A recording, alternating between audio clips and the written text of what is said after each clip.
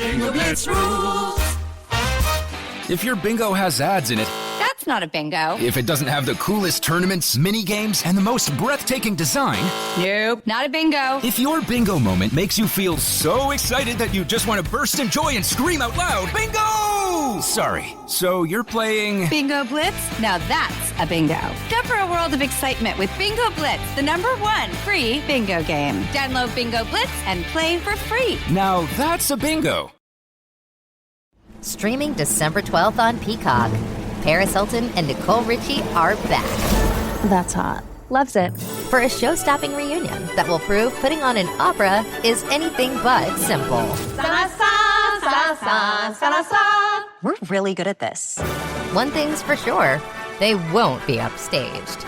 Good to have you back. Come on, we've got a show to do. Paris and Nicole, The Encore, a 3-part reunion special, streaming December 12th, only on Peacock. Let's hang out. Let's hang out. And let's talk about what lessons are found. Let's hang out. And let's listen to two lesbians shout. Let's hang out. Let's hang out. Hey everyone, welcome back to Let's Hang Out. I'm Ellie Brigida. And I'm Lee Holmes Foster, and here's what's happening this week. This week in the Lesdom. You may remember our interview with Laurel's founder Melanie Crystal from a few weeks back. We're here to tell you even more about Laurel's because we love supporting queer-owned and women-owned businesses, and we especially love Melanie and Laurel's. Laurel's are silky, stretchy, black latex panties for oral sex, rimming, and fingering. They're ultra thin, 10 times thinner than normal undies, so you feel everything, but they give you just a bit of coverage anytime you want it. We know Valentine's Day is coming up, and there is no better time to try out Laurel's. Maybe you're curious or excited about latex and you want to explore with some sexy, kinky, rippable lingerie. Maybe you're on your period and didn't want to worry about mess. Plus, you can go back and forth between back and front pleasure because Laurel's block bacteria transfer. Maybe you want some anal rimming, but you'd like a little bit of a barrier. Maybe someone has stubble on their face or their body and you want to avoid the scruff. Maybe you're feeling a little sensitive or experiencing sensory issues. Maybe any type of oral makes you feel too exposed and you just want a bit of coverage. Maybe you're new to going down on a vulva and you just want to explore at your own pace. Whatever the reason, the world's first oral sex panties, aka Laurel's, give you the power to love oral always. They come in packs of 4 and their packaging is absolutely gorgeous. Plus, each pair of Laurel's is individually wrapped in these super cute pink pouches, so a sexy scavenger hunt is easy to plan out. Ooh, I want a sexy scavenger hunt. Let's do it. They come in 2 styles, shorties for fuller coverage or bikinis if you want to bear a bit more. Couples, thruples, hookups, spouses, cis, trans, queer, kinky, Laurel's are made to help everyone say yes to maximizing pleasure. For listeners of our show, Laurel's is giving 15% off your first purchase today at www.mylaurels.com. That's www.mylaurals.com using the code HANGOUT. So remember, if you're listening to the show and you want to try out Laurel's, you can get 15% off your purchase right now at www.mylaurals.com using the code HANGOUT. Enjoy your Laurel's, babies.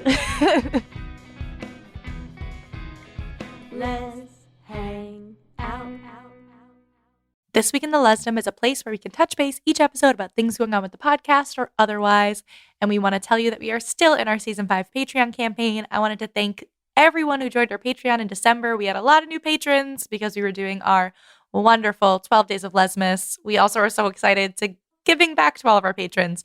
So we want to thank Jennifer, Angie, Jennifer, and Patrick. We got 2 Jennifers joining. Jennifer Supremacy. We love it. Yes. If you want to join them, you can join them at bit.ly/lespatreon. At 125 patrons, we will be releasing a bonus patron-only Q&A episode, so you could ask us all your questions. We just did a little AMA on wisdom, which was really fun, but we want to do one for just our Patreon supporters, so join there if you want to get in on the fun.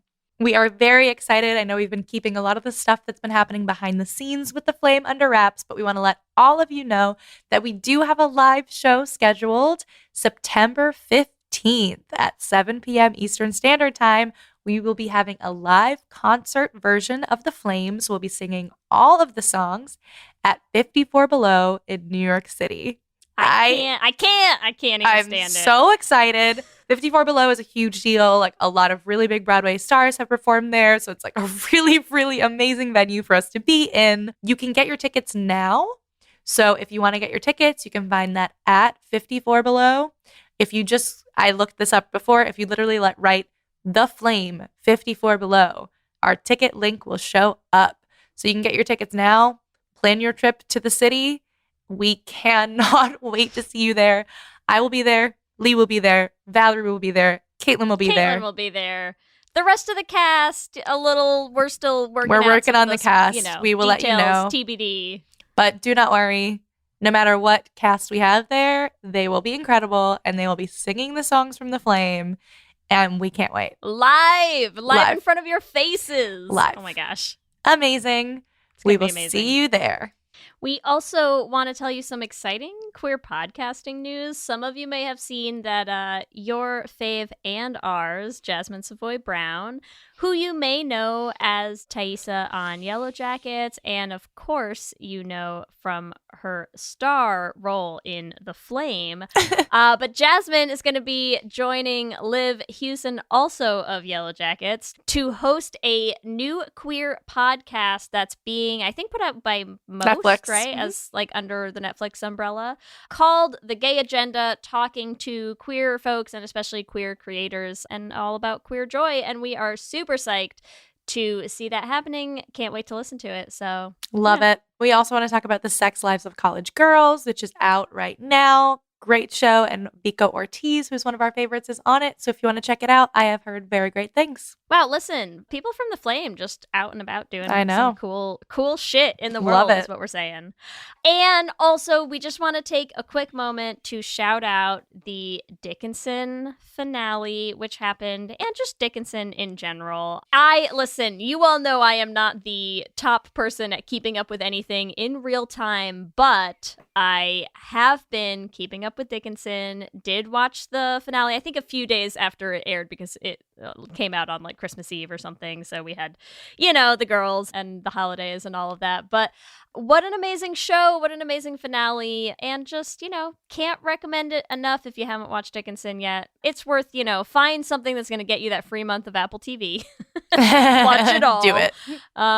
It's worth it. That's all. Have you seen it yet, Ellie? I have not seen the finale. I have seen Dickinson. Good. I have not seen the finale. Yeah, it's good. Good stuff. Good stuff. Sad to see it go. Maybe we'll have to talk about Dickinson soon. Yeah. That's what's happening this week. Back to you, Ellie and Lee.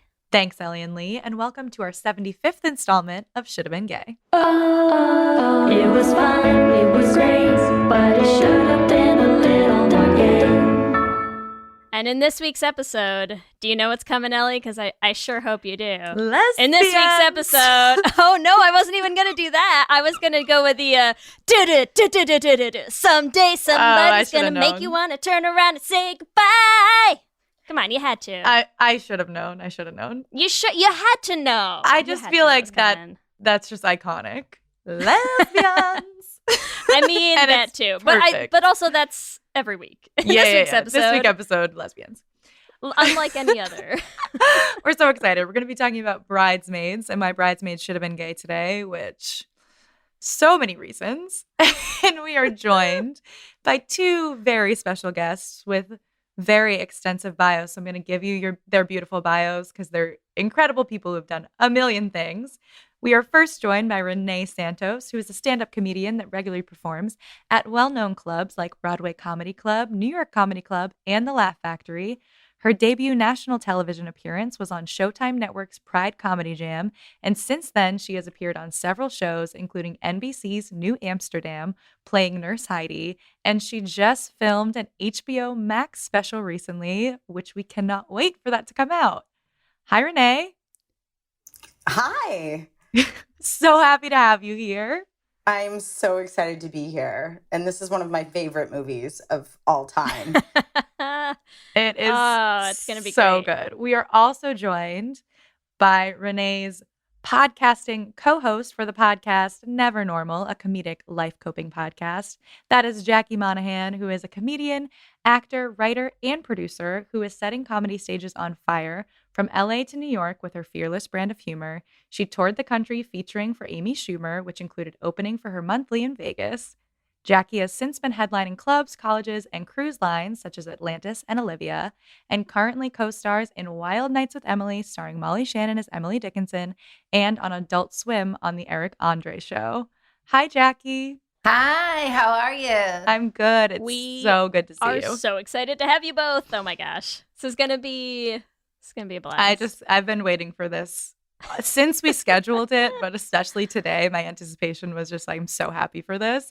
I personally met Jackie and Renee at Klexicon. Lee did not have the pleasure of meeting them, but now you're here, Lee, so you get to experience the joy Lee that has missed out on everything this year, but you know what? It's okay. You're here now. I'm here now. That's all that matters. So let's do it. Let's dive in. Let's start with our IMDb synopsis, Lee. Hit us. Our IMDb synopsis for the 2011 hit Bridesmaids is as follows. Competition between the maid of honor and a bridesmaid over who is the bride's best friend threatens to upend the life of an out-of-work pastry chef. Not the worst. Concise, not the worst not IMDb the worst. synopsis we've ever had, to be honest. I'm curious. Let's start with Jackie. What's your gay synopsis of the movie Bridesmaids? My gay synopsis of the movie Bridesmaids. Can I tell you a little antidote quick? Yes, please. Yeah. How gay I am.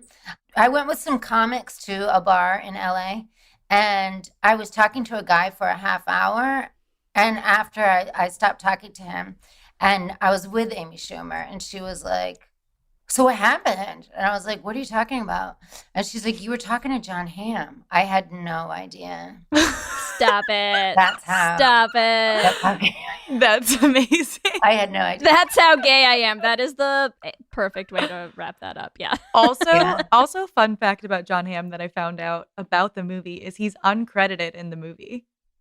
That's weird. Yeah, if you go on IMDb, he's nowhere to be found. Maybe he didn't realize he was in a movie at the time. That's just him. Yeah. You know. No, I read that he did it on purpose because he was known for dramatic roles. And for he didn't want to be credited in Bridesmaids because he had been known for Mad Men, and he wanted the audience to be surprised when they saw his face. That's so funny. It's funny too because he's so good in this kind of role. Oh yeah, but this is his first perfect. comedic turn. So he was getting into this new genre and was like, I want to come in under the radar. I love that.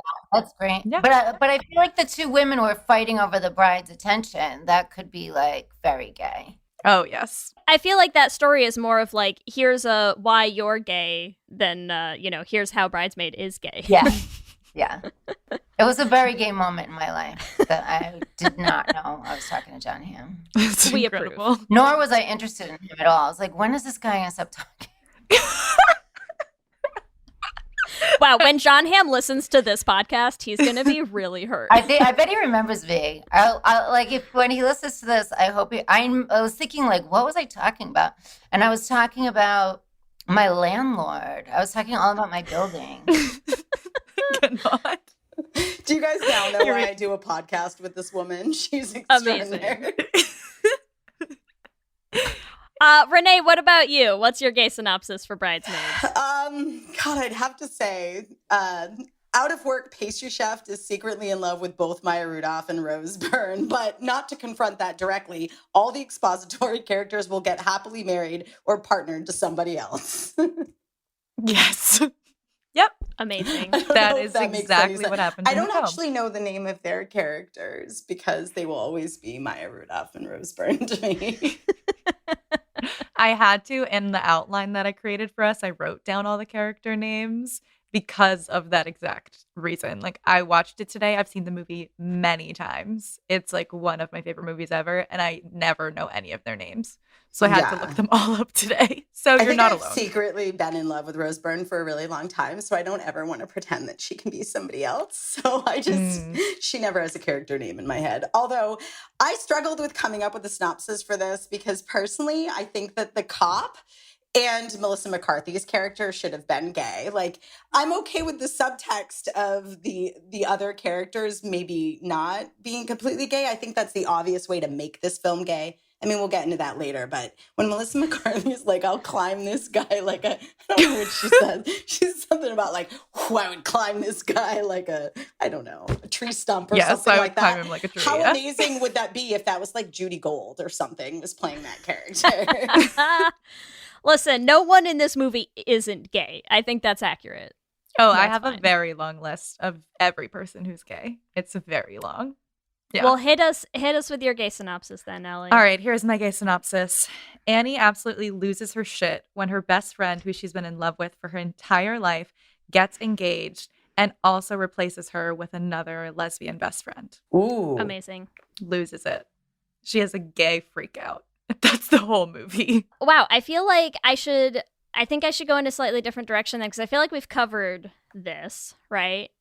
So maybe I'll say my gay synopsis for this movie is, sometimes when you just get really sad that the best friend you've been pining over for your entire life is getting married. And so in your deep, dark depression, you just decide to like carefully bake and make a giant Georgia O'Keeffe cupcake and then stare at it and slowly eat it sometimes. When that happens, that's kind of what Bridesmaids is about. Yeah. I think that's fair.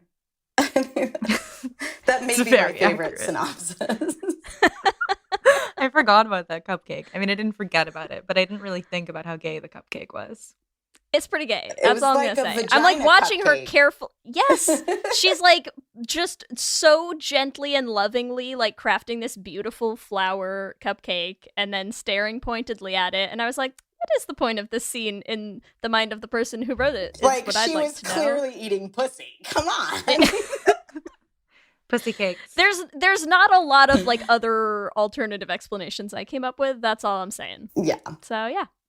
The only possible That's my gay explanation. synopsis. Great explanation. So the next thing we're going to talk about is what our experience was with the film. I know, Renee, you said this was one of your favorite movies. So what was your experience with Bridesmaids? In general, I love to see female comedians be crass and raunchy and, slightly inappropriate to industry standards. So just that from an audience perspective, I love that motley crew of actors that are in a bunch of films together, and started in the SNL world. So not to be completely narcissistic, but one of the reasons it's my favorite is my larger vision for my goal as an artist is to be a comedic actress and to slide into roles like that. So part of me watching that film is my own like vibrational goal setting, for what my career could one day look like. Because I think that would bring me an amazing amount of joy if I could be in a film with that group of people. And of course, we're manifesting for you right now. We're doing it. And they don't have to be gay in the film with me. I mean, if they were, like, what? I think that would be amazing. If they could just be gay for me, all of them in a line. Let's write that film. Like this cast specifically is what we're going for. Yes, like Rose Byrne and Kristen Wiig should definitely be gay for me. I'm just saying. That's a real thing. Jackie, are you going to also star in this buddy comedy with because Renee? we're the next generation of these characters. Like Jackie and I are going to be the faces that are in the same films together all the time. I just put that out there, Jackie. Did you see that? You pick it up. I love that. If you ever want to watch the Foxy Merkins too, I'm in a buddy comedy. Yes. Amazing. And Wild Nights with Emily, which when we were at Klexicon, Caitlin and Valerie were freaking out about Jackie being in Wild Nights with Emily. We were sitting at we were at Shake Shack. We're sitting eating, and Jackie's like, "Yeah, I was in Wild Nights with Emily," and they were like, "Holy shit!" It was quite the moment. Yeah, it was. It was fun. I was I'm a giant Kristen Wiig fan. Her, I'm so freaking excited. And then the baby hands, I love these cars. I loved those characters so much, and I would watch them on repeat, just because I love them so much. She's just so funny.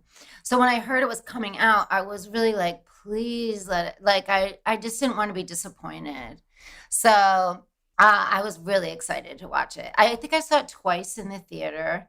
There were some things my ex-wife, she saw it before me, and there were parts that she was Jackie, these parts are just like you. Like, so she was kind of disappointed because it was stuff that I did that I couldn't now do because she did, like the chocolate. I always did that, and she hated it. She would always be like, "Stop doing that with the chocolate."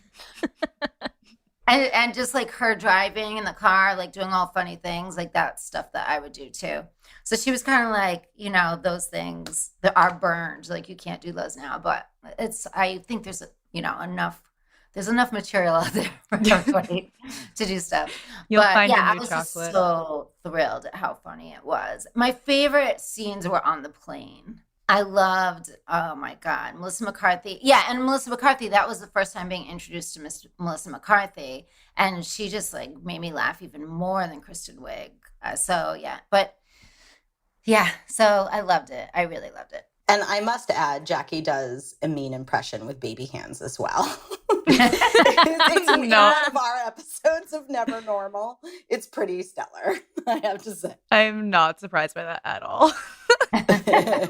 Lee, what was your experience? Oh God, I remember when it came out, and I know I saw it pretty soon after it came out. Like, I'm trying to remember if I saw it in theaters at the time, and I honestly couldn't tell you when the last time I watched it was. That we were trying to remember when Kelsey and I rewatched it, and I was like, God, this movie is so fucking funny. Like, it holds up, you know? It holds up. So I love it. I love all of them. Everyone in it is fantastic. For me, it was not my first Melissa McCarthy as someone who grew up with Gilmore Girls. And so I remember being super excited, being like, oh my God, she's going to be in like a full like big deal movie. Like, how incredible, because she's hilarious. And yeah, just what a joy. What a joy of a movie. I'm so glad we're going to talk about it. It's so good. I'm glad all of us are fans of it, because if anyone on this Zoom was not a fan, I would probably kill someone. Like, Were you worried, Ellie? Were you worried I was going to do that to you again? I get nervous sometimes. Lee doesn't like certain movies that I love, but sometimes we come on here to talk about like one of Ellie's many favorite movies, and she's like, "Let's all talk about our experience." And I'm like, "I hate it. I hate this movie." And I'm like, "No, please." But not this one. No, it's such a good like artistic template too of like being comical. And I think sometimes I watch films with a different lens because I'm a comedian, and just even the like wedding speeches where they keep taking the mic back and forth from each other. Oh my God. The commitment to how serious that moment is for them is what makes it hilarious. And like at home, I'm literally uncomfortable, embarrassed for them. And that's just perfection, you know, to be like, that's how we should feel, where it's almost not funny, but it is funny, but you're like, this is painful funny. The only way to pull that off is if you take the moment seriously. It's like the number one rule of comedy is to not try to be funny, to get the authenticity in it. And I think a lot of comedic movies miss the mark on that because they play to the funny, and this movie does not play to the funny. Oh yeah, I mean, Megan is so serious. Yeah. She is like, that's Melissa McCarthy's character. Like, when she says she's going to climb that person like a tree, she means it. She's not trying to tell a joke. Description, she's so like legitimately it's so upset. ridiculous. It is so ridiculous. It's such a good movie. My personal experience also was very similar to everyone else's. Saw it in theaters, was obsessed with it.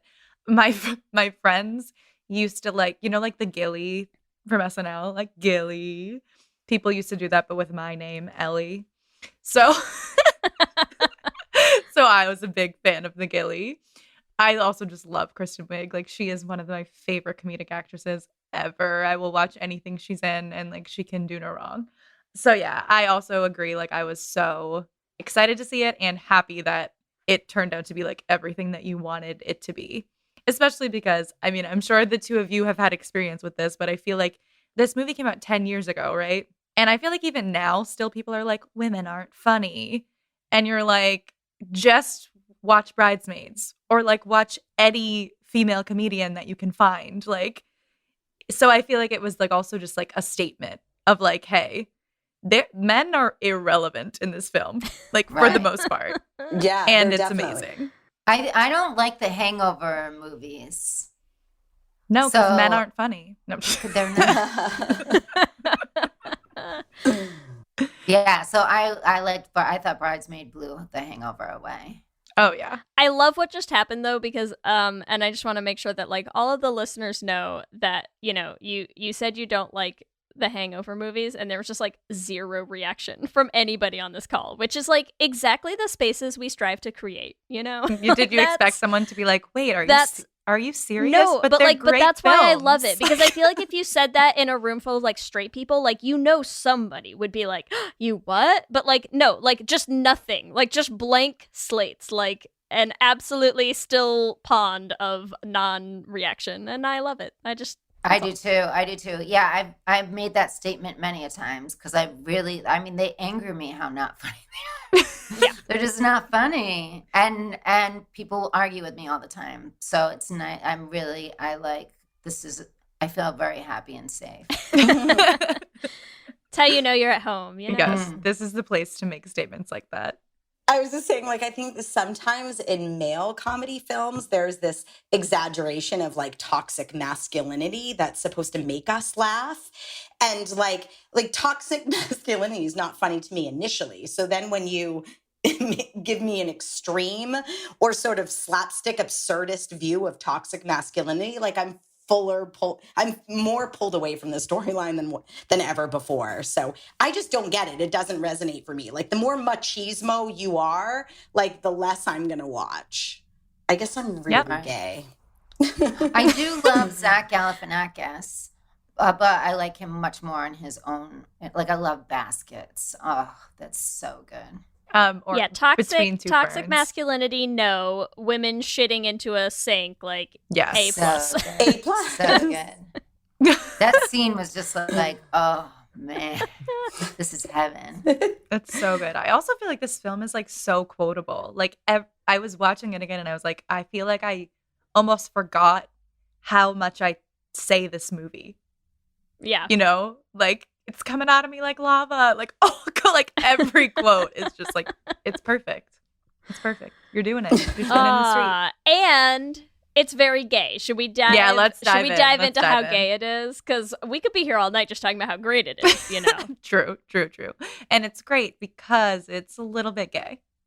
It's so gay. A little bit. So, Renee, what were the biggest things? We talked about our synopses, but like, what are some of the moments that you sort of found from Bridesmaids that you're like, that's a gay moment? You know, I would say initially when she shows her the ring where she's like biting into the apple and is like doing that sort of circuitous whatever. I think that was a gay moment for Kristen Wiig's character, not for her character. But that moment of transition where she's like, she's leaving me, you could almost feel the abandonment wasn't necessarily about the other guy. Like it felt very clear to me, like they're in love. Like they're not just best friends. Like it wasn't her. To me, I think what they were trying to go for is like, she doesn't have the guy and she does. And because there's not the actual jealousy over the fiance, like there's not a dislike of that guy, is more demonstrates like a vacancy in the character. You know what I mean? If that makes sense. Does Dougie even have a line in the movie? I looked that up. I don't think he talks. I don't think he talks. Ooh, that's right? kind like of he's symbolic. An afterthought. He doesn't even exist. That is such a good point. That's like Charlie Brown, like parents that are never, they never actually say words because you realize the parents are irrelevant. Yes. Such but like, a good point. You think about it and you're like, I swear to God, he had to have talked. But I don't think he does. I don't think he does. No. He's nodding. I don't think he says and anything. Like the when they're doing the speeches, he's like, oh, like making faces. That's it. Never hear a word from that man. I suppose at one point he must say I do. Right? Maybe that's like his only line. Maybe, yeah. But I agree, like the man is irrelevant in it, right? Like, and that's why I like that the whole story, like to make it, because it's so gay, she's jealous of another woman. Like, she's not jealous of a man at all. She's jealous of like the only other woman in her life, Helen. And so it's just like, there's no heterosexual explanation for this. Well, and not even that, but it's not like she finds out about the engagement and then goes home and is like, you know, looking at like, oh, why doesn't John Hamm want me to stay over? Or like, why doesn't my apartment have a dude in it? She goes home and gets in bed and stares at a photo of her and her best friend as children, like sadly in the dark. And it's like, okay, yeah, she's jealous of comp het, I guess. I don't know what we're trying to sell this as. It's a hard sell. It is. There's many, many, many moments between Annie and Lillian. If we even start from like closer to the beginning, before she tells her she's getting engaged, even when they're sitting at the cafe, she asks her about Dougie, but like she does not give a shit. Like she's like, so how's he doing? Like could care less. And then I'm pretty sure Lillian also proposes. I know it's a joke, but she says, will you marry me? And she says yes. You're so beautiful. I love you so much. Exactly, Jackie, you were just saying about like when they do the chocolate bit with the teeth. Yeah, like they literally fake propose to each other in that scene. Yeah, so I think she took it too seriously, and then she was so devastated when she found out that Dougie proposed because she thought they were engaged. And she was like, you just proposed to me yesterday. That's what I think. Jackie, what do you think? I was really uncomfortable through the movie that they were trying to say Megan was straight. I just felt like that character. Yeah, right? I was just like, that character's a lesbian. It made me feel really uncomfortable. I felt like she was uncomfortable and wanted to just be out. But then in real life, I started performing on the circuit with a female comedian with the same name, Jackie. And she was straight, but everybody, when they met us, thought she was the lesbian comic and I was the straight comic, because she reminds me a lot of that character. And she's very straight. She's very happily married. And so it was interesting that I felt that way. And then in my own life, I noticed that it's not always true. that maybe that character would really be straight. But so what you're saying is stereotypes aren't always right, and I refuse to believe that. I mean, I do think the most interesting retelling of this would be that like everyone except Megan is gay. Oh my god, yes. Do you know what I mean? Like the one person that like you think seems gay is actually the one who's straight, and like everyone else around her is just super gay. Listen, I will say Megan, despite being the most obviously queer-coded character in the film, is also the only one who I buy as having any interest in any man in this movie. So I'm here for that retelling, Ellie. I could totally get behind that. I mean, to be fair, yeah, if you think about every person, right? Annie, I guess like Annie and the cop, whatever. No. Helen could give I will die on the hill that she has no interest in this man. None. All right. Zero. I will die on a hill. Negative interest in that guy. Okay? Come on. Valid.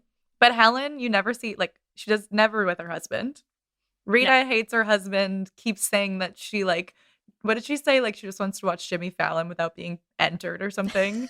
Like, or she just wants to watch, like, The Tonight Show without being, like, without him inside me or something. I'm like, what the fuck? Becca clearly, like, does not have a fulfilling sex life with her husband. No. Lillian, we never see Dougie. So I agree. Megan does have the most meaningful relationships with men in the film, like, with her air marshal man. Yeah, like, listen, she might have a newsy cap and 9 dogs, but, like, she also has any interest in a man. At least one man that we have seen. So, yeah, why not? How funny would that be, right? Remake the movie and make every single one of them gay except for her. Except the, like, biggest lesbian. I would watch that movie. I know Kristen Wiig's ex-husband. Kristen Wiig's ex-husband contacted her and was like, can we have coffee? And she said, do not ever contact me again. Oh my God. Got the juice. I know. Am I allowed to say that? Yeah, tell us. I think it's so funny. Tell us more. He's like obsessed with her. He couldn't get over her. And then he finally was like, am I going to burn in hell telling this? He was at a strip club. His friends brought him to a strip club. And all of a sudden he was like, I was finally feeling okay. And then I looked over the stripper's shoulder and there was Kristen Wiig on Saturday Night Live. Oh my God. So I told this to my friend and she's always like, in the middle of a conversation, she'll be like, I was depressed I was finally feeling better. Like, she gets me every time, like, where it's not, like, I'm like, oh my God, are you okay? And then she's like, and then I saw Kristen Wiig. Also, like, the ultimate, like, boner killer to be, like, Yeah, right? having the best time and see your Oh ex-wife. my God, is that okay? I tell that story. It's so funny. It's fine. I mean, we don't know him, so, you know. Yeah. We put you in the clear, yeah. Yeah. Yeah. Don't ever contact me again. He cheated on her. He cheated on her. In his defense, though, well, not in his defense for that, but I was going to say, how do you get over Kristen Wiig? Well, absolutely. She's the best. Has any other person on this panel ever tried to look somebody up that you had like a crush on from a movie to find out if they were gay, like mid-movie?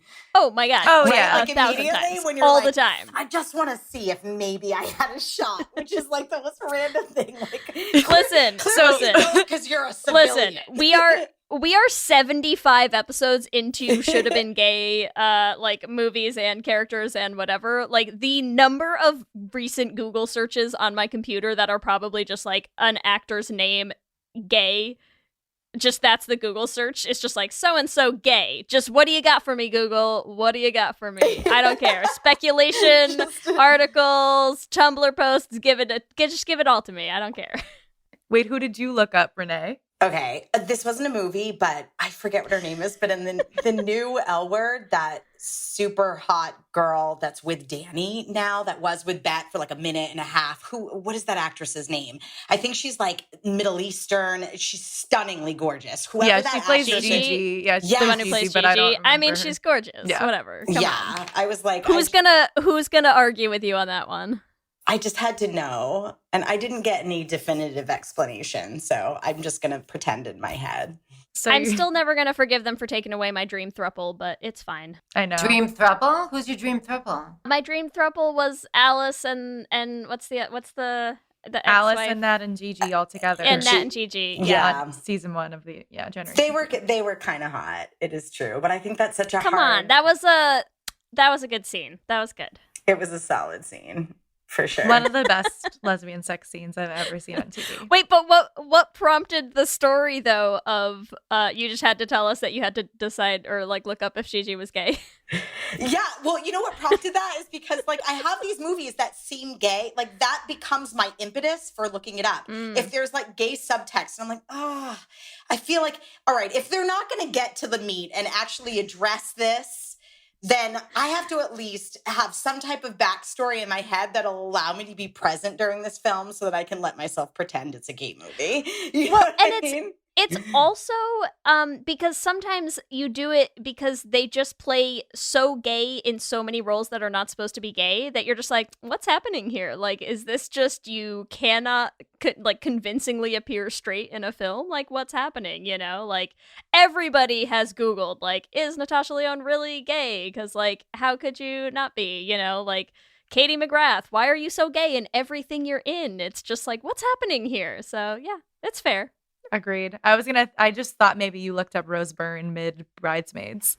Oh, I thought that was already understood for my intro. I've definitely. I just skipped over her. Have you ever looked someone up and they actually were gay and you were like, yes, or it's always a disappointment? Okay, so my like childhood crush was Gillian Anderson from the X-Files. Like, I don't know if I'm dating myself, but no. I looked her up and I found out that she was bisexual, and I was like, oh. Yes. Yep. And that made me that made me happy. And the weirdest thing is I was so in love with her, like random aside, but I had 130 laminated pictures. I was like obsessed with her in a way that was probably not healthy. I fucking laminated these photos. And then I went to an X-Files convention, like a Klexicon, but for X-Files, and she like signed one of my photos. And then here's the weird thing about it. So like I was so obsessed. She was like my biggest crush. And then many years later, I moved to LA and I'm looking for a nanny job. And her assistant, I didn't even know it was her. I got interviewed to be like her nanny. And I was like, I literally can't. Like, I can't work for this woman. Like, I would never be able to like... Hand that rocks the cradle, but the assistant. Yeah, like I can't. So So I didn't realize that it was Gillian Anderson's daughter, because to like protect her anonymity through the nanny agency, she just had the assistant's name. And then I came in and met Piper and all of this stuff. Piper is her kid, who's now like 20.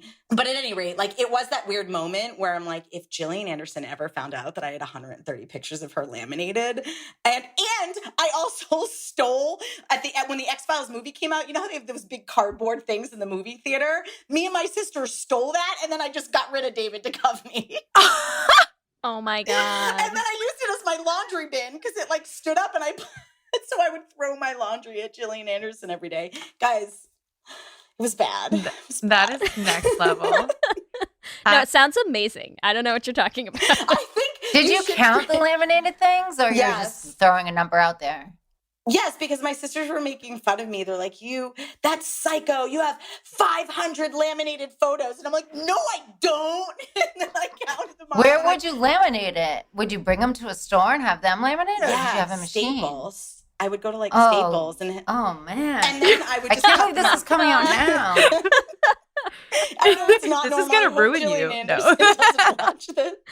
No. The only important question right now is, do you still have them? Where are they? I have 12 of them left. It's Please fine. break out like a whole binder out from under your bed, just like I don't right have now. them here. It's actually in a storage unit in Brooklyn, which is crazy because it's that thing that like no matter where I move from place to place to place, like I just save just the ones that she signed, a few, and the magazine covers. But the cardboard thing is long gone. I have to say, that's long gone. I really wish you could just like pan your camera like a little to the left, and she's just standing like, in the just corner, and you're laying like, on oh, I mean, it's gone. What are you talking about?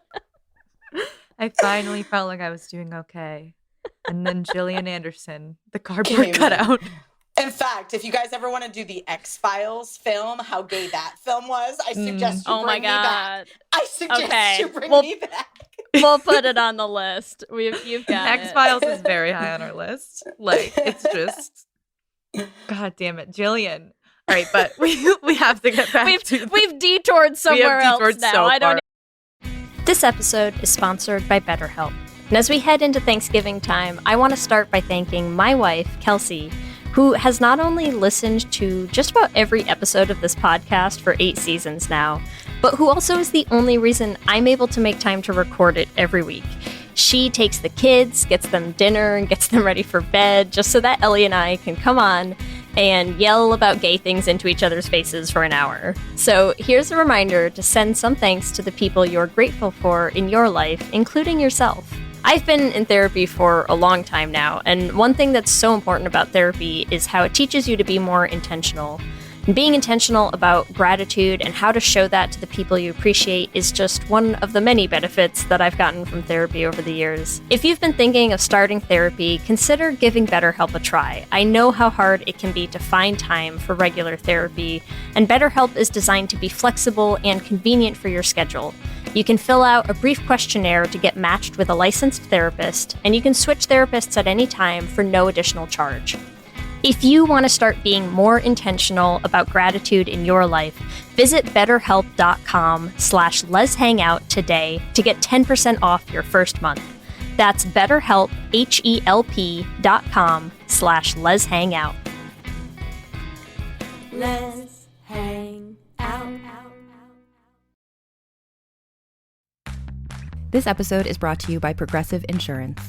Do you ever find yourself playing the budgeting game? Shifting a little money here, a little there, and hoping it all works out? Well, with the Name Your Price tool from Progressive, you can be a better budgeter and potentially lower your insurance bill too. You tell Progressive what you want to pay for car insurance, and they'll help you find options within your budget. Try it today at Progressive.com. Progressive Casualty Insurance Company and Affiliates. Price and coverage match limited by state law. Not available in all states. For many businesses, the holiday season can be both an exciting and stressful time. With so many balls in the air, one thing you definitely want to know you can rely on is how you're selling your products. And with Shopify, you can rest easy knowing it's the home of the #1 checkout on the planet. Nobody does selling better than Shopify. And when it comes to successful brands like Aloe, Allbirds, or Skims, an often overlooked secret is all the things that go on behind the scenes that make selling and, for shoppers, buying simple. For millions of businesses, if you take a peek behind that curtain, you'll see that Shopify is what makes it all possible. Shop Pay boosts conversions up to 50%, so that's more happy customers and way more sales going.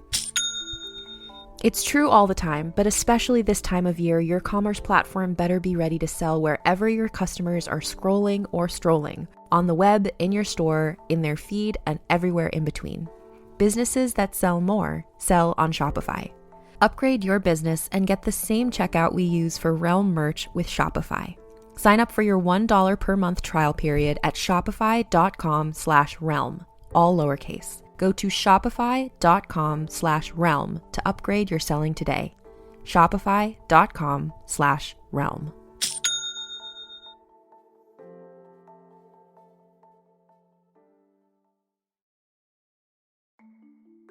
For many businesses, the holiday season can be both an exciting and stressful time. With so many balls in the air, one thing you definitely want to know you can rely on is how you're selling your products. And with Shopify, you can rest easy knowing it's the home of the #1 checkout on the planet. Nobody does selling better than Shopify. And when it comes to successful brands like Aloe, Allbirds, or Skims, an often overlooked secret is all the things that go on behind the scenes that make selling and, for shoppers, buying simple. For millions of businesses, if you take a peek behind that curtain, you'll see that Shopify is what makes it all possible. Shop Pay boosts conversions up to 50%, so that's more happy customers and way more sales going. It's true all the time, but especially this time of year, your commerce platform better be ready to sell wherever your customers are scrolling or strolling, on the web, in your store, in their feed, and everywhere in between. Businesses that sell more sell on Shopify. Upgrade your business and get the same checkout we use for Realm merch with Shopify. Sign up for your $1 per month trial period at shopify.com/realm, all lowercase. Go to shopify.com/realm to upgrade your selling today. Shopify.com/realm.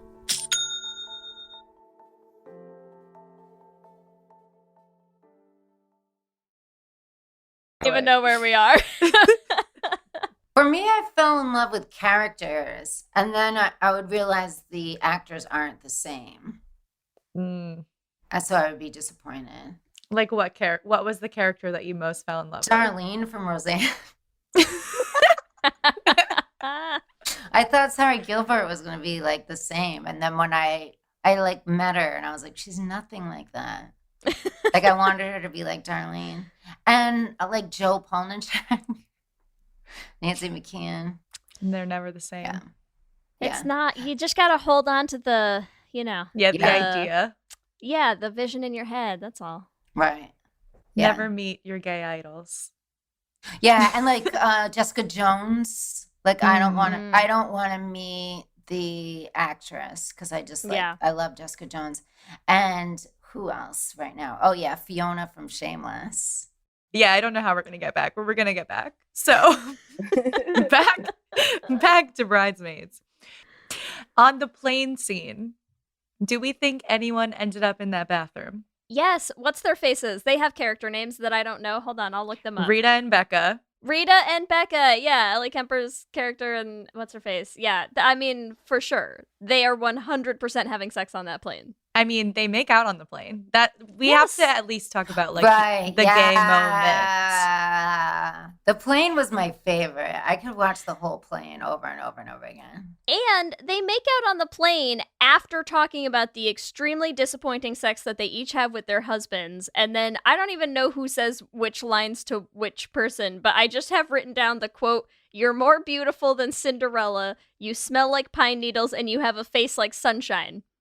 That's all Becca to Rita. They have sex on that plane. Come on. For sure. Jackie, why was the plane your favorite scene? I know that there's... It was just funny from beginning to end, the whole scene. And I forget her name, but my favorite of all of it boiled down was Kristen Wiig with the woman she co-wrote it with. That scene. Oh, yeah. When she's sitting next to the woman and she's like, I had a dream about you last night. Yeah, that was my favorite. Oh, God. You guys, interesting fun fact. I just Googled this like gay moments from Bridesmaids, and apparently, true story, they were doing improvs so that Annie was improving gay roles to see if it would come out organically. And they thought they asked Melissa McCarthy to play gay in an improv scenario. It's literally in this article Wow. about how the women auditioned for the roles. And that was the role. They improvised gay scenes in the auditions. Like, that's how they auditioned for this film. And then What the hell? Why did they Not take it cool. out? Not cool. Yeah, they were saying in the original script, the dress shopping scene where Annie has the fantasy, the food poisoning debacle was supposed to be a fantasy about another woman chopping wood. Okay, wait. Hold on one second. Wait a second. Does Inside.com. does that story, does that have kind of like, let's practice making out at a sleepover vibes for anyone else right now? Like, do you know what I mean? Like, let's like pretend we're gay, but like just for fun right now. Like, it's not actually for the movie. Does anyone else kind of get that from that story? Is that just what's happening for me right now?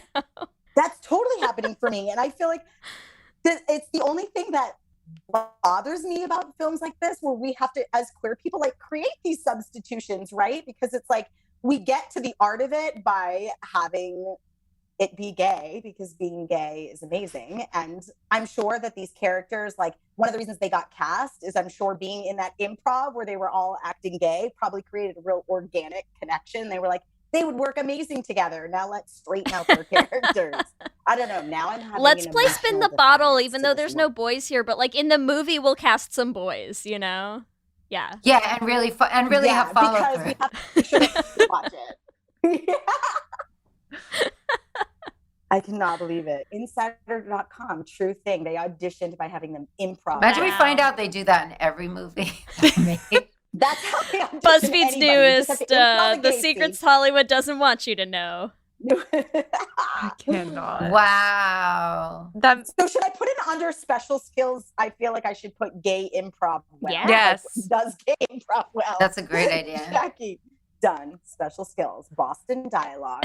Gay improv. Gay improv. Gay improv. I mean, I feel like that does explain why they have so much sexual chemistry.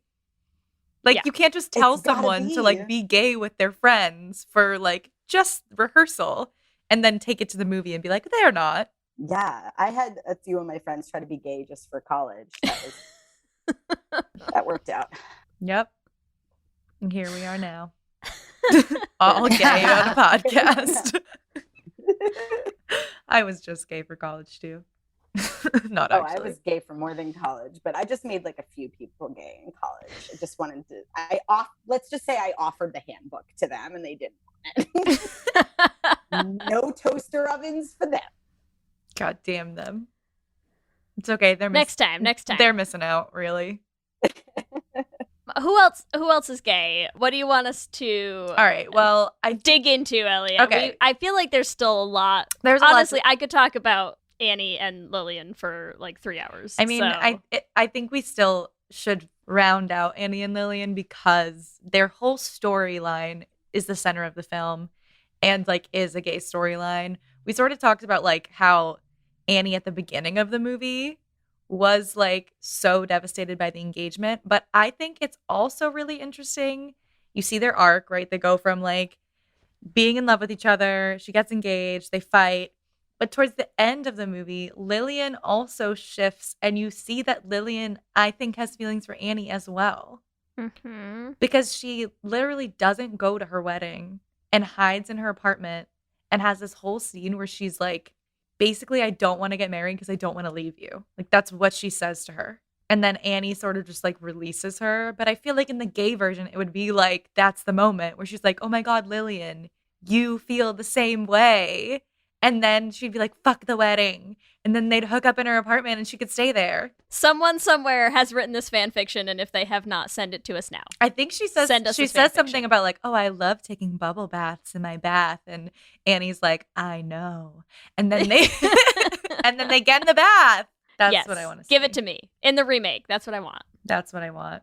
I feel like their whole storyline also, in terms of how I really think Annie is completely uninterested in Chris O'Dowd's character, the cop, is that they have their big fight and breakup, right? And she's like so sad that she's like, oh, I guess I'll go sleep with that dude who's been into me for a while, which is like peak gay vibes, right? To just be like, oh, I can't have the girl. Guess I'll fuck that dude over there. And then not only does that, but then has to call Lillian and like tell her about it. She's like, I know we're not talking, but like I slept with a guy. Like, do you care? Are you jealous yet? Do you care?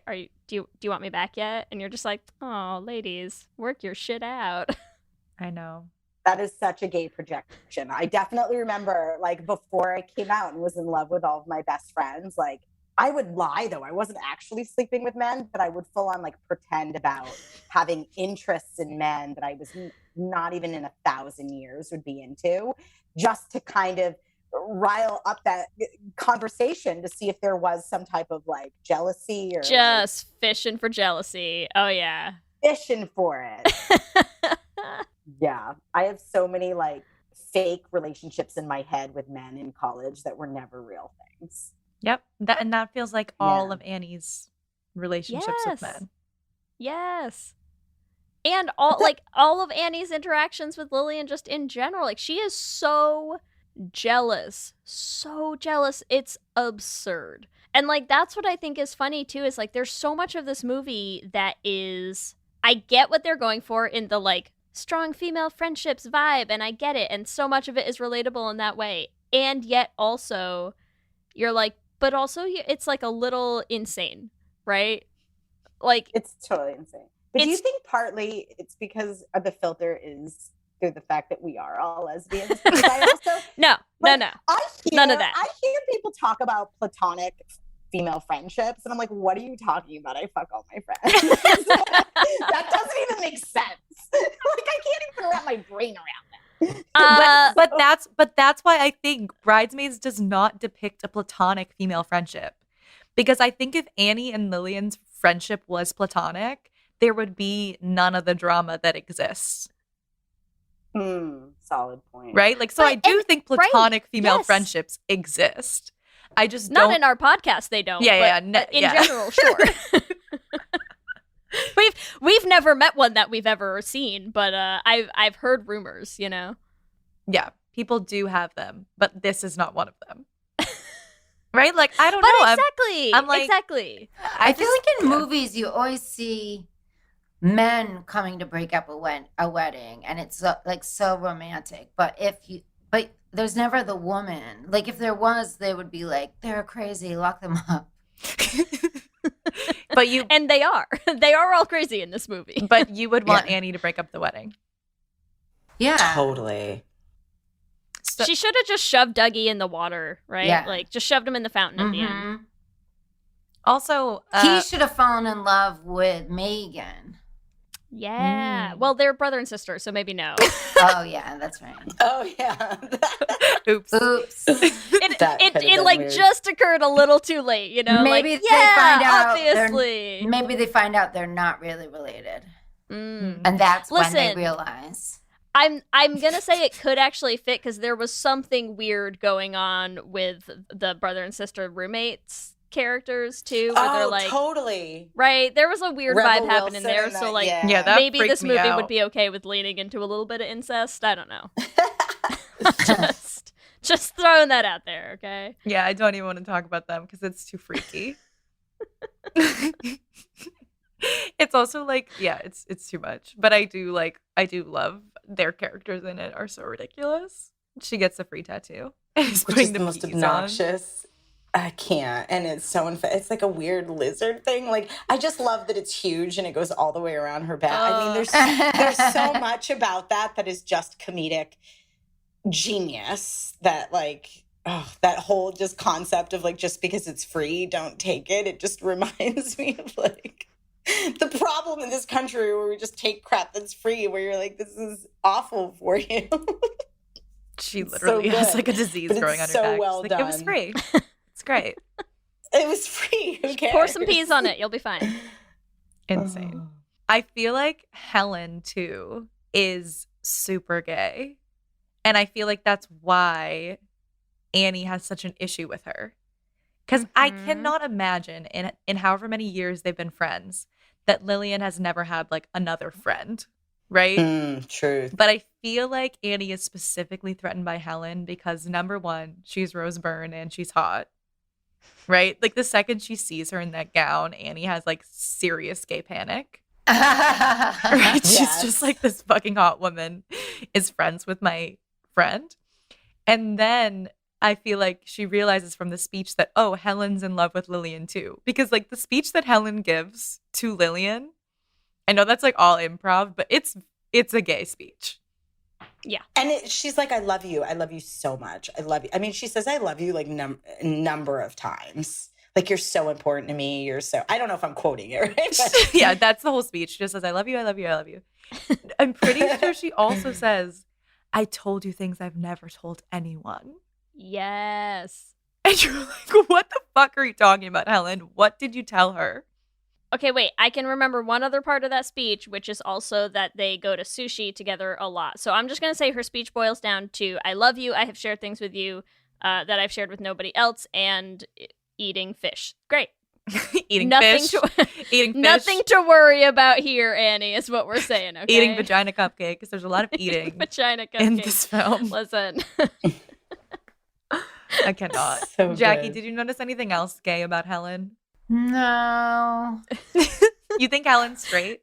You're gonna destroy Renee's whole fantasy. I know. No, I think that she's fluid.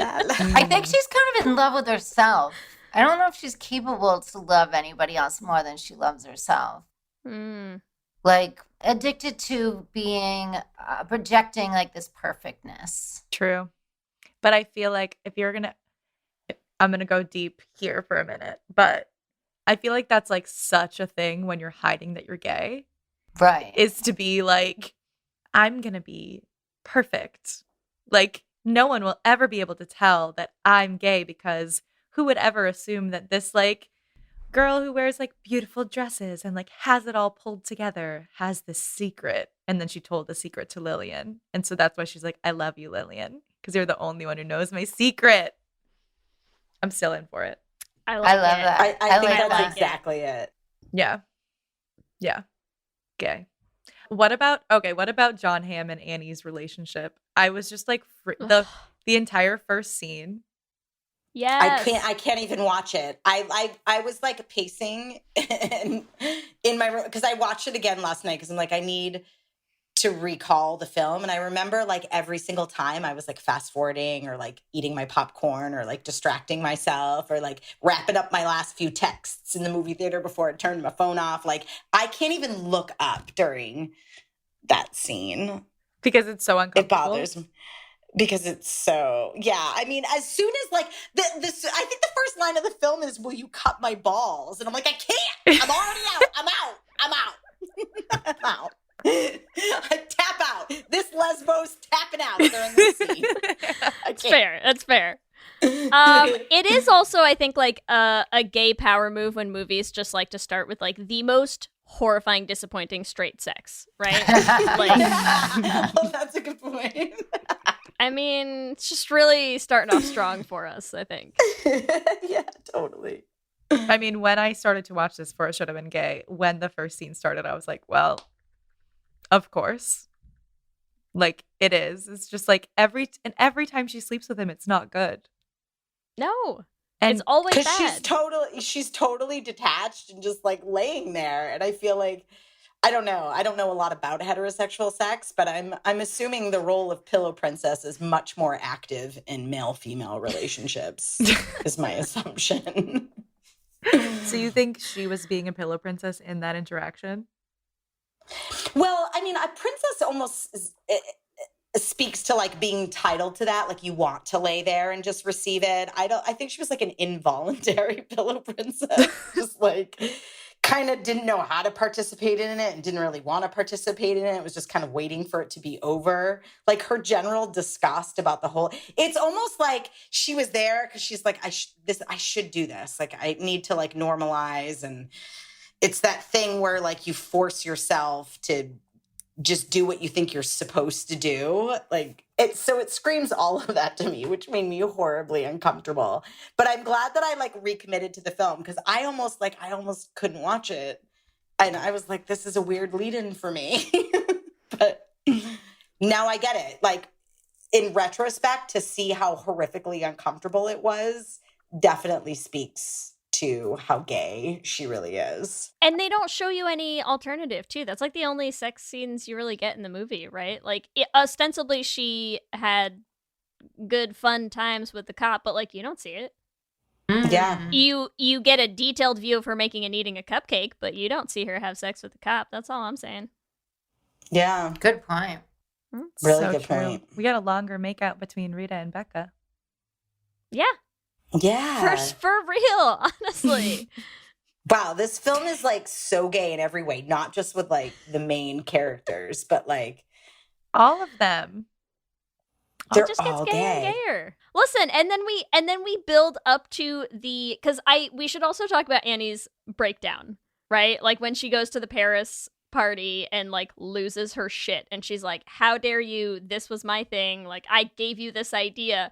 And then what woman gives another woman a trip to Paris? Like that line is like, that's the whole movie in a nutshell, right? Where it's and like, isn't Paris like the city of romance Yes. too? That's like what it's known for. it's like somewhere deep down she's like saying it, being like, wow, that's gay, and also at the same time being very clear about being like, and I'm mad it's not me, right? Like that's the scene, that's what's happening. She literally calls them what's straight about that? She literally calls them lesbians and she's like so pissed about it. Like, Yes. she's like, so pissed that Helen's being gay with her best friend. And I'm like, Annie, what woman makes a fucking decoupage, like, box with pictures of you and your best friend and says, like, happy engagement, look at the two of us being in love? Like, that's a gay gift. The one who can't afford the trip to Paris is the answer. Exactly. That's who does So that. she's just pissed she couldn't afford a better gay gift. But, like, you still gave a gay gift, Annie. So gay. Definitely. And then they have to work together to find Lillian and get her to her wedding, which somehow involves them getting topless in a car. Listen, this movie gets gayer the longer you watch, okay? And I feel like in that scene, I don't know if I was hallucinating, but it seemed like Rose Byrne was holding her boobs. Yes, right? Because I think she's like driving or something. Yeah, so I think she was holding her boobs to cover them, but like to cover them, quote unquote. But like, what you have to hold them? Like she's holding them and smiling. It's like the happiest Helen's been all like the entire like movie. Helen's just cupping her boobs, being like, "Tell me I'm pretty again. What's happening right now? What are these feelings?" Yeah. I think by the end, what I wanted to happen is actually for Annie, Helen, and Lillian to be a threesome and just leave all the men behind. I love it. That's my preferred ending. I would be okay with that ending. Not my preferred, but I definitely would be. So what I is would your be down with preferred that. ending? That her and Lillian end up together. Are we moving into ships already, Ellie? Because I feel like we're there. Let's do it. I feel like it's time. Well, before though, Jackie, what's your preferred ending to this? You also want same. I'm for either of them. It's hard for me because I go back and forth between throuple and not throuple. It's a problem in my own life too. So to throuple or not to throuple. It's a big problem in my life, to be honest. Nobody's safe. So yeah, I can't decide. But okay. Those two endings are my preferred. Which one more than the other? It depends on what moment I'm in.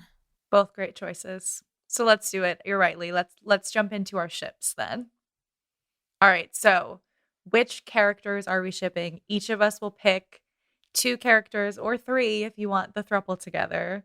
That's our top choice for the film. Or also, if other people pick your top, just pick another one. So the 2 people that end up together? Yeah. Who do you want together? So Renee, I'll let you start.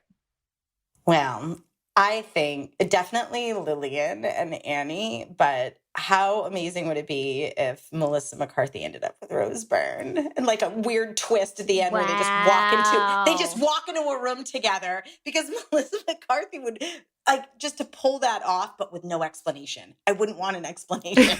The dynamic that would create is a powerful one. Right? It is something. To be fair, that really it gives Helen pretty much the same life, right?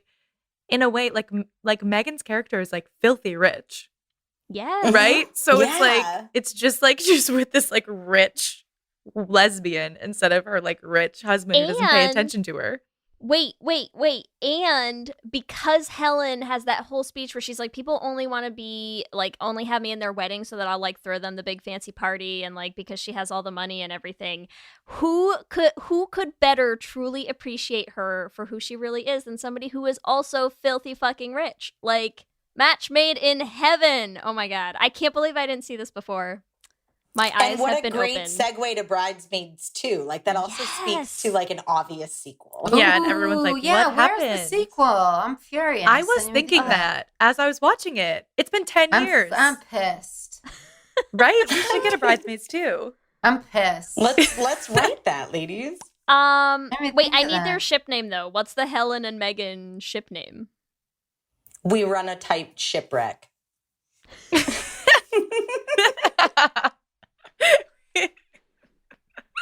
Incredible. I don't know. That doesn't make any sense. It doesn't. I've died. We Run a Tight Shipwreck. I cannot. Usually the ship names are both of the characters' names put together. But I like that so much better. Can that be the log line underneath? Yeah. It may be the name of my next album. I don't know. God, I'm crying. I can't. Oh my God. Like Meg. Well, oh my God. Their ship name's just Megan. Yeah. Their really ship name's is. Megan or Helen. Or Hagen. All right, Hagen. God. Or Melon. We Run a Tight Shipwreck. What about Annie and Lillian? What's their ship name? Lilany. I don't know. It's rough because no one has last names in this too. That'll work. Jackie, what's another ship? I know we already talked about. Let's see, Helen and Megan, Annie and Lillian.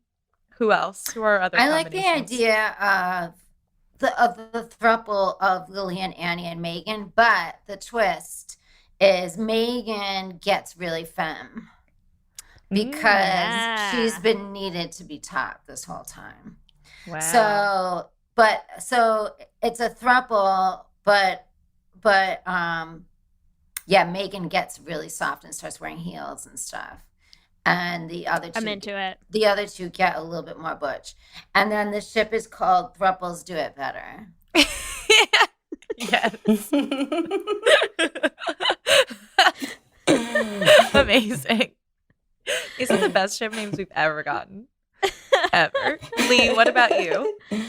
Okay, listen. My top choice is my throuple. I don't know why. Maybe it's just the Gigi conversation we had that now I'm like, I'm in the mood for a throuple. Give it to me. But I feel like nobody has said Becca and Rita yet, so I gotta put Becca and Rita up there because come on, they're clearly something's happening. Oh yeah, they're amazing. I like that those two are taking another trip to Vegas by themselves at some point. They're gonna elope. Yep. Oh my God!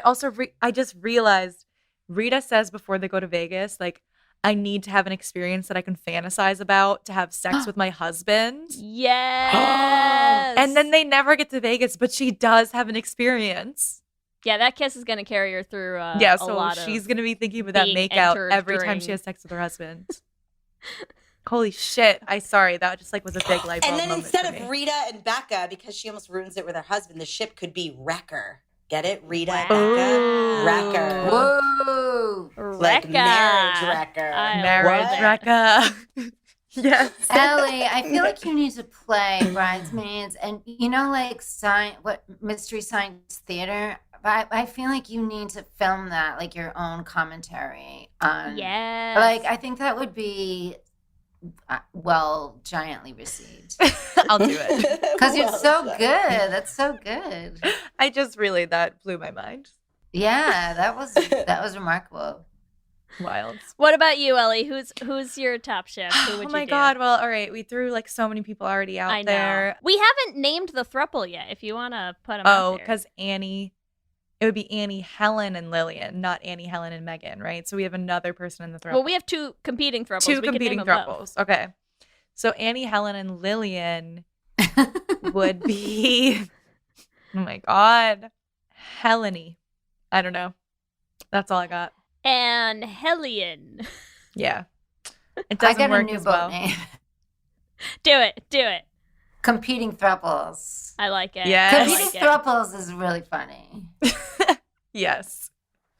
We're here for it. We have so many Yeah. ships in this film because it's so fucking gay. So I think we can all agree that Bridesmaids should have been Should gay. have been gay. Yeah. Should have been gay. And obviously it was originally. Exactly. Gay from casting to finish.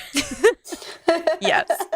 Casting to credits. It was right there waiting for me, and I blew it. It's fine. It's okay. I'll Casting edit to credits. It's back. Yeah. it. All right. So it's time now for our Q and gay. Q and gay. All right. So question number 1. I'll start with Jackie. Have you ever been a maid of honor? A, yes, or B, no? Yes. Oh, A, yes, B, no. A. What about you, Renee? No. B. Jackie, I have a follow-up. Did you have a maid of dishonor moment? B, no. You did a good job. Yeah. You didn't have a plane have to land in the middle of nowhere. No. I did a good job. I did. You survived. Very impressive. A+. Really, what happened was I I did next to nothing, and the mother had to do everything. I had an inadvertent maid of honor moment because my niece, who was only 17, was the maid of honor in my sister Terry's wedding. So like it was like I was the VP maid of honor. Yeah. So I did all of the work, including creating a 180 person flash mob that we did at my sister's wedding that I coordinated with my niece Avery, but I got none of the credit. I'm the queen of second place, everybody. Wow. Yeah. Just rude. It's fine. I'm not bitter. Yeah, we can tell there's no lingering anger there. Okay, question 2. You can each answer. Who is the gayest character in Bridesmaids out of A, Annie, B, Lillian, C, Helen, or D, Megan? Renee, we'll start with you. Helen. Good answer. Is that down. just wishful thinking? Yeah. Yeah. 100%, and we're here for it. Jackie, what do you think? Who's the gayest? Mine's not wishful thinking. Make it. So gay. There's no wrong answers in the Q and Gays, as we always But say. it's kind of wrong, my answer. There is some wrongness to it. No. They're all gay, so it's Okay, just good. Thank you. it's fine. Mine's All right. the John Hamm character. Oh yeah. We forgot about him. Also gay. All right, question number 3. What's the ideal bachelorette party destination? A, Vegas, B, Family Lake House, C, Beach House, or D, New Orleans? Or you can fill in the blank. I'm going to say New Orleans. I'm going to say Provincetown. Ooh, I like it. That's why I threw Beach Town in I there. thought we had to pick from the list. Oh, Beach Town. That's good. Yeah, I could just say Provincetown. I wasn't sure because I was like, I know there's a million bachelorette parties in It's so Provincetown. quaint. I just can't. I want to inject the quaintness into my body. I'm from Cape Cod. It's a beautiful place. Yep. So quaint. Have you been to a bachelorette party in Provincetown? I have not, but I've been to a gazillion prides in Provincetown where I think bachelorette parties were happening. Yep. That I was observing, but not invited to. When I first started performing there, I would dance at the tea dances by myself because I would be flyering. And so I would go dance at the tea dances. And many people thought I had escaped a bachelorette party. They didn't, because I didn't fit in with everybody. They're like, who's that girl? Who's that girl? I think she escaped. Oh my God. Everybody had all these different like ideas of who I was. And then you were like, here's my face on this flyer. Here's who I Yeah. am. And I'm like, come to my show. Yeah. And they're like, oh, of Amazing. course. Makes sense. Okay, question 4. Who do you ship Lillian with out of A, Dougie, B, Annie, or C, Helen? Annie, hands down. C. Lillian? Yeah. Okay, so say Renee, C. your answer is Helen? No, Annie. Right, because we're talking about who Lillian is Who shipped should with. Lillian be with? Who do you ship Lillian with? I guess What I about should put in. self-partnered? Wait, Can I'm she gonna- self-partner? Oh, yeah, self-partners D. Wait, I'm gonna put in option D as Annie and Helen for myself. Just D for me. then Don't for mind me. me. D. I'm down. Okay. Can I steal your D? I say she Always. self-partners and she has a lady on every port. Like she goes all over the place and there's a new lady everywhere she goes. Yes. Amazing. Jackie, are these answers projections? of Yeah, I your know. I'm life? like, that sounded For like sure. you're talking about someone For sure. specific. All right, question number 5. What is the most repressed lesbian move? A, staring at childhood photos. B, Georgia O'Keeffe cupcake. C, trip to Paris. Or D, topless driving. Let's start with Renee. B, Georgia O'Keeffe cupcake, hands down. Amazing. How about you, I Jackie? have to agree. I have to agree. Listen, that cupcake scene took me out on this rewatch because when you watch it, somebody please tell me what is supposed to be happening in that scene. When straight people watch that scene, what do they think is happening? Right? Because this is well before she gets back into baking after the cop tries to get her to bake. She is still very anti-baking. I do not want to bake anything. Baking is a bad place for me. But the second her friend gets engaged, she's like, I need to bake a giant vagina cupcake and eat it. So I just want to know what straight people think that scene was about because I do not understand. I understand it from a gay perspective, but otherwise I got nothing. We got nothing. I have nothing. I think naturally we're more layered and dimensional as gay people. So straight people just probably saw it as emotionally eating. And They're just didn't go any deeper than that. She's just emotionally eating. Listen. I like that straight Is people it are horrible zombies that I in this just think straight- scenario. I don't know. They're brains. I They're don't know just what's a bunch happening of with them. Homer But Simpsons. I think she's for Homer Simpson. Zombie Homer Simpson. I don't know. yeah, it makes sense. Yeah, they're just drinking beer, sitting on the couch. They're I on don't know their why she had that registry. cupcake. Yeah. Incredible. No one thought about the cupcake except for lesbians. They were I forgot that scene even happened in the film. That's what straight people are thinking. But someone wrote that scene, right? That scene was directed and filmed. I have questions. That's all. I have some questions. We all have vagina cupcake questions, but we'll have to tackle those another day. Thank you, Jackie and Renee, so much for hanging out with us. It's so good to see both of you again. I had such a blast. Where can people find you, either individually on social media, and also where can they find your podcast? So I guess let's start with Renee. You can say where people can find you online. You can find me online. My Instagram is at Renee Santos Comedy. Same with my Facebook. But if you want to know any of my upcoming dates, my website has all of that. And that's just my name.com. So reneesantos.com is a one-stop shop that'll filter you to all that other stuff if you can't remember it. Our podcast will be out very shortly on iTunes. We are uploading our first 2 seasons to Buzzsprout. We have a lot of stuff going on. We have an investor helping us with our content and our merch. And so 2022 is going to be amazing for Never Normal. Amazing. That's so Jackie, where can exciting. people find you? I wanted to add for Never Normal, you can also watch the episodes right now on Renee's YouTube. Yes, which is Renee Santos Comedy. Also Renee Santos. And again, you could go to my website and it links us. But right now it lives live on my website, but it is going to have its own birthplace very shortly. Amazing. We're very excited.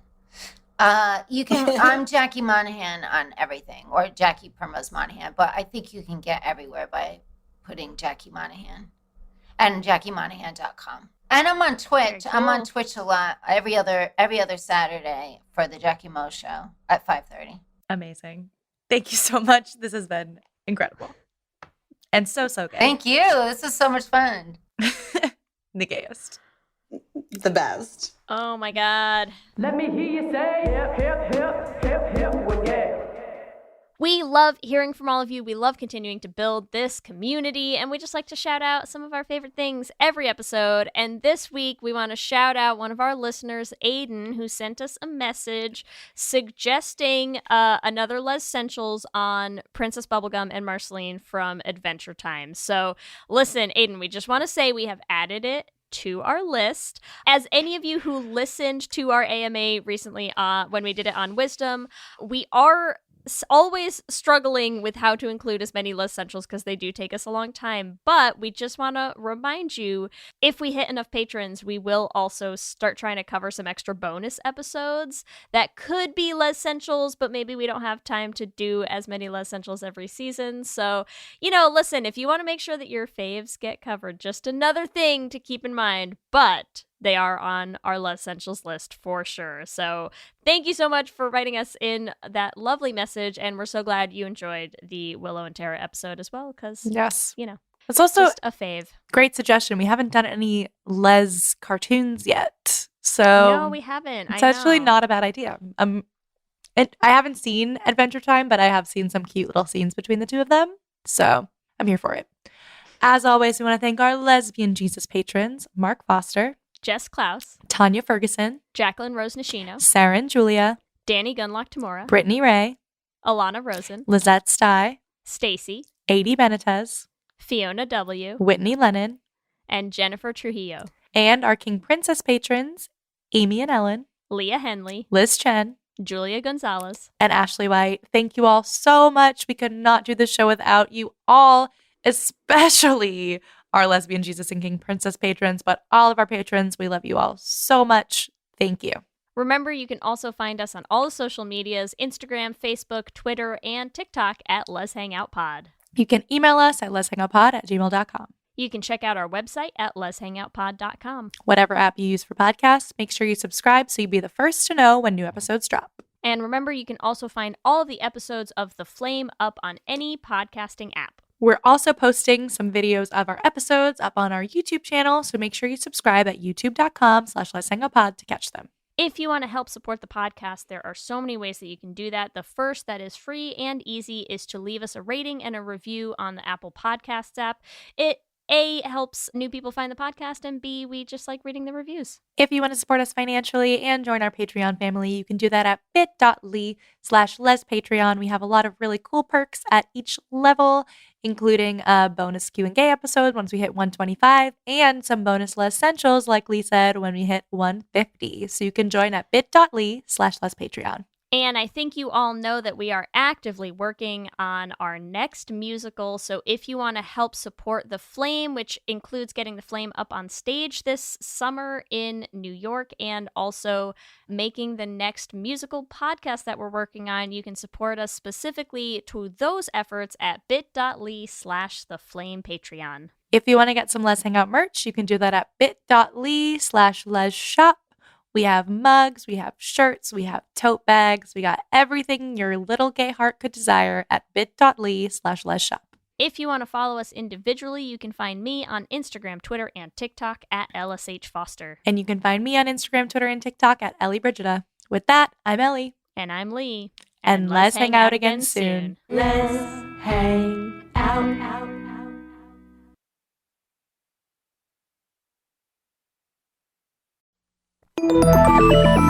Listening to a podcast should be time well spent, and I promise it will be if you'll give this podcast a try. It's called Something You Should Know. I'm the host, Mike Carruthers, and in every episode, I talk with leading experts on topics I know you will find fascinating. From why people can't keep secrets, what your favorite music says about you, why your pet acts in strange ways, and so much more. Something You Should Know is designed to give you information you can use in your life and give you great intel that you can share with others. I'm told it's a binge-worthy podcast, and with over 1,000 episodes, there's a lot to binge on. Something You Should Know has been ranked in the top of the Apple Podcast charts consistently for a long time. I know you're going to like this. I just need to get you to try it. Something You Should Know. It's available wherever you listen to podcasts.